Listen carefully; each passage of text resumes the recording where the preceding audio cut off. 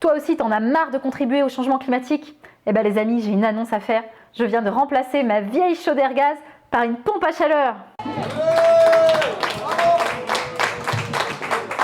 Alors la question que vous vous posez tous, évidemment, mais c'est comment elle a fait? Comment elle a fait pour réussir?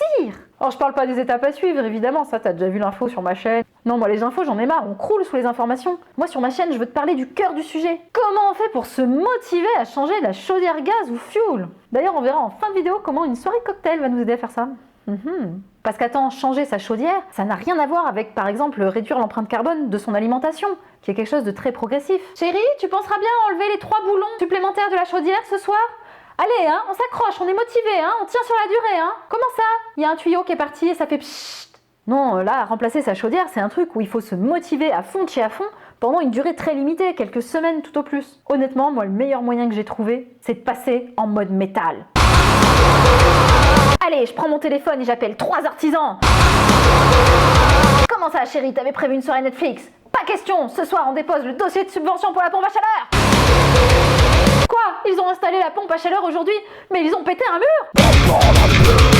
Avant de passer en mode métal, il faut en fait que tu sois pleinement persuadé que changer de chaudière est une bonne idée. En fait, il faut que émettre autant de CO2 te devienne tellement insupportable que tu ne pourras plus voir ta chaudière en peinture. Alors le premier truc, c'est que comme le CO2 est quelque chose de très abstrait puisqu'on ne le voit pas, on peut utiliser quelque chose de très puissant pour conditionner son cerveau, c'est la visualisation. Donc tu fermes les yeux et tu imagines qu'un liquide noir sort de ta chaudière à gaz ou à fioul et se répand dans toute ta maison. Voilà, tu imagines en gros que ton appartement c'est l'Erika ou la Moco Cadix selon ton âge, ou une vidéo TikTok avec du noir dessus selon ton âge toujours. La deuxième chose pour se motiver, c'est de calculer l'empreinte carbone chiffrée de son chauffage. Ça peut être sur le simulateur Nos Gestes Climat, ça peut être aussi sur le diagnostic de performance énergétique de ton logement si tu l'as encore. 4 tonnes de CO2 par an!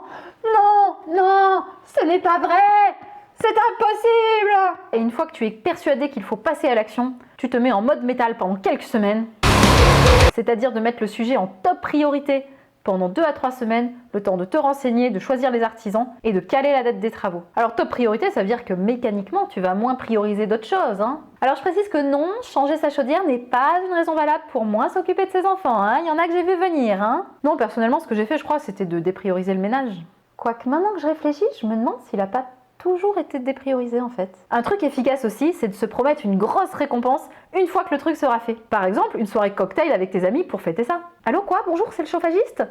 Vous allez décaler la date des travaux? Ah non, non, non, mais vous pouvez pas me faire ça, Comment ça, on est en plein été, j'ai pas besoin de chauffage? Non, non, mais c'est pas du tout le sujet! Allez, sur ce, j'espère que t'es remonté à bloc pour étudier le remplacement de ton système de chauffage. C'est le bon moment. À bientôt sur le chemin de l'éco-insouciance.